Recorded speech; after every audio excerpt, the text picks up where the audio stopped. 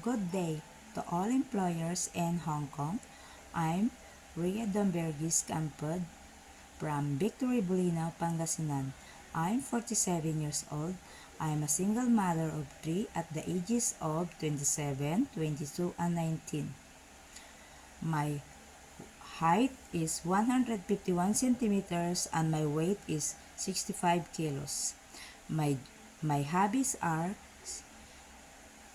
playing with the children, cooking, singing, and dancing. I work as domestic helper before in Dubai for almost 2 years and 3 months. I serve 4 members of the family, 2 adults, 6 months old baby and 6 years old kids. My duties are taking care of the newborn baby and the kids, cooking, cleaning, ironing, washing dishes, washing clothes, and cleaning the house. And also, I help to teach the kids to be a good person. I work as domestic helper also in Singapore for almost 5 years. I serve 4 members of the family, 7 months old baby and 7 years old kids, and 2 adults. My duties are taking care of the newborn baby and the kids, cooking, cleaning, ironing, washing dishes, washing clothes, and also I help the kids to do the homework, and also I teach them to be a good person. I have also experience as domestic helper in Hong Kong for almost 3 years and 8 months in one employer.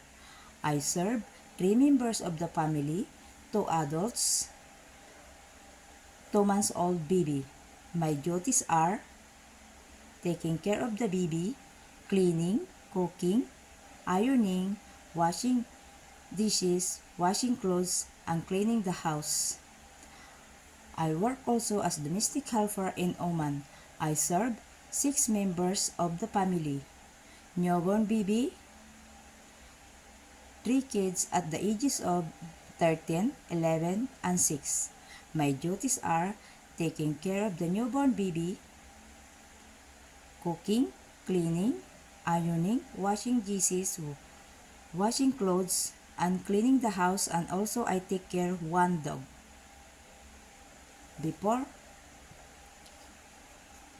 Before I end my introduction, I want to share one song and the title of Twinkle Twinkle Little Star.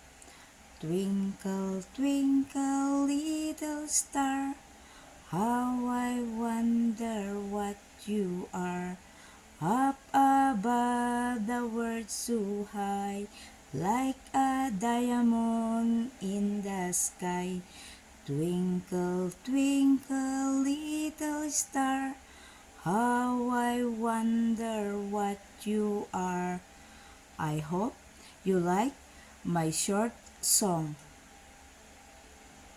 To my new coming employers, please hire me because I am kind, loyal, trustworthy, and most I'm a hardworking woman. I promise to take good care of your kids as my own kids, and I promise also to follow your rules and instruction, and I do my responsibility of my work. Thank you and good day.